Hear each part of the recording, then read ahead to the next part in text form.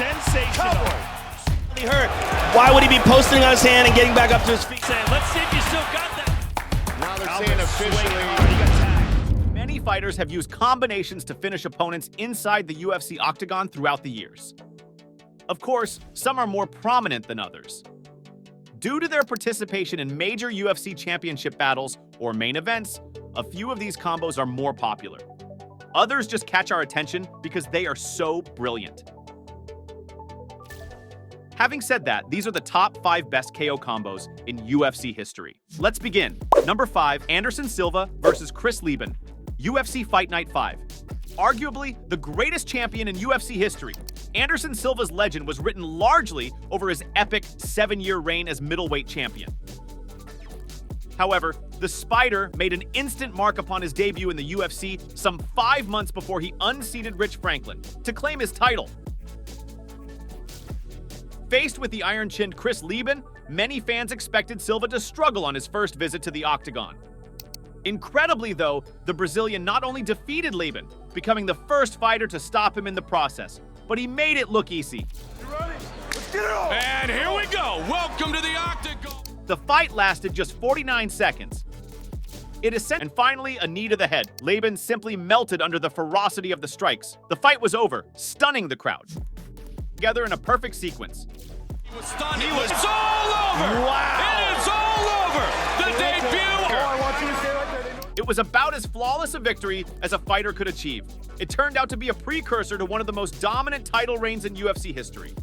Number 4, Donald Cerrone versus Rick Story, UFC 202. Donald Cowboy Cerrone is renowned as one of the most exciting fighters in UFC history, and that reputation is not without good reason. Not only does the veteran hold the record for the most wins in UFC history with 23, he's also scored the second most finishes with 16. Cerrone has taken out opponents like Edson Barboza, Matt Brown, and Jim Miller during his UFC career. His greatest finish undoubtedly came over Rick Story at UFC 202 in 2016. Not only did Cowboy finish the horror by knockout, but he did it with the kind of combination that looked like it had been lifted directly from a video game.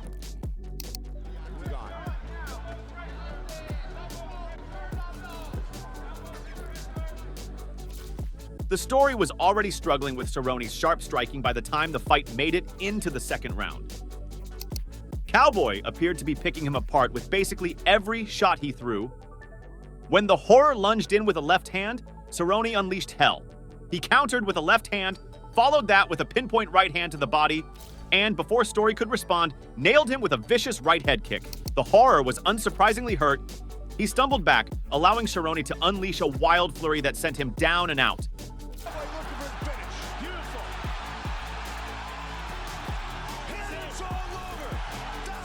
The combination was easily one of the best ever seen in the UFC. It immediately went viral after the event, with videos made comparing it to something from Mortal Kombat or Dragon Ball Z. Years later, its excellence still holds up. Number 3, Cain Velasquez versus Antonio Rodrigo Nogueira, UFC 110, former UFC heavyweight champion. Cain Velasquez is usually considered among the greatest big men in MMA history. In his prime, he ruled his division with an iron fist. Most of Velasquez's victims fell prey to his powerful wrestling and ground and pound. However, the product of the American Kickboxing Academy could strike with the best of them too. He showed off that striking ability in his 2010 win over Antonio Rodrigo Nogueira in the headliner of UFC 110. Renowned for his iron chin and ability to absorb punishment, Nogueira was expected to give Velasquez his toughest test to that point. However, the Brazilian was simply blown away in the first round by a truly vicious combination. With everything he does, perfect technique. Oh, he caught Minotauro there with the left. Punches hard. Minotauro's stand-up equally as impressive. Velasquez's striking looked sharp from the word go in this fight. He peppered Nogueira with jabs and leg kicks, while Minotauro appeared to be struggling to keep up. When Nogueira threw a left hand, Velasquez slipped it with expert timing. He then fired back with a brutal left-right-left combination that dropped the Brazilian to the ground. Minotauro was realistically done there, but Velasquez followed up with another combination, bouncing the veteran's head off the canvas to seal the deal for good. The event drew 17,431 fans, a sellout of a 2.5 million. 400 tickets were sold to a closed-circuit viewing party at the arena's ballroom, making the number of total fans inside the building 17,831. The event grossed $540,000 in merchandise sales, breaking the previous record of $498,000 at UFC 83. Total sales topped the previous Acer Arena record held by Iron Maiden.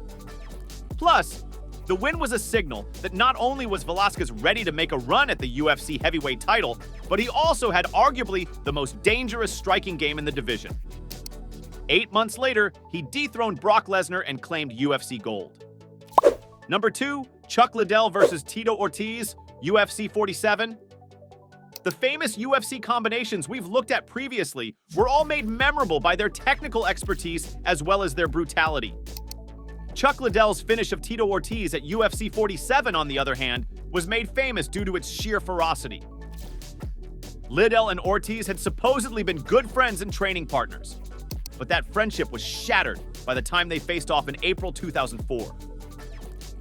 Ortiz, let's go, come on! And Liddell are set to fight again! At the time, there was no bigger fight in the UFC. The eyes of the world were on this fight like never before.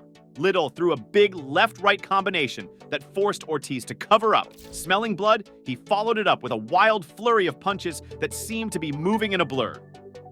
The shots may not have been all that accurate, but Ortiz simply couldn't stop them. Eventually, enough punches got through to slice his face into ribbons, sending him crashing to the ground in a heap. Energy right there. Tito's still wobbly. Tito's still wobbly. And Chuck does keep his hands remarkably low. Outside, he's got his Announcers Joe Rogan and Mike Goldberg compared the combination to those thrown by Vitor Belfort and Phil Baroni. In reality, Liddell's ferocity was in a league of its own. The win was the biggest of his career to that point and propelled him onto a path that led him to become the UFC's biggest star for a time. However, it's arguable that despite all of his success, he never quite matched this combination for its sheer brutality. The Iceman beats the Huntington Beach bad boy. Number 1, Conor McGregor versus Eddie Alvarez. UFC 205, Conor McGregor's win over Eddie Alvarez at UFC 205 made history for a number of different reasons. Not only did it make the Irishman the first fighter to hold UFC titles in different weight classes simultaneously, it also cemented him as the promotion's biggest ever star. What's more, the notorious finished Alvarez with arguably the greatest display of combination striking that UFC fans had ever been treated to. Despite moving up from 145 lbs, McGregor appeared to be the bigger man inside the octagon, particularly in terms of his height and reach. It seemed like his striking was much sharper than Alvarez's from the off.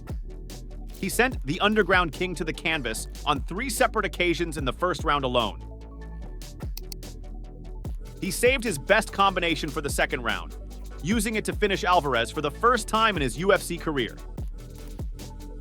As Alvarez, who was already hurt, attempted to push forward, McGregor countered with a picture-perfect series of punches.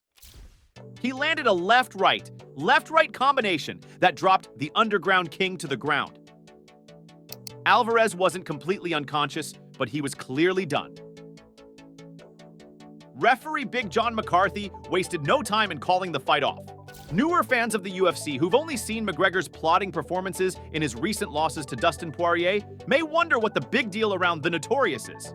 Anyone who witnessed this win would never ask such questions. Simply put, in his prime, the Irishman was a striker like no other. This combination remains the most memorable and most famous in UFC history. Moreover, this event was the first UFC event hosted in New York City. It was also the first UFC event hosted in the state of New York after the longtime professional MMA ban was revoked in early 2016. To this point, UFC 7 was the only event contested in the state, taking place in September 1995 in Buffalo.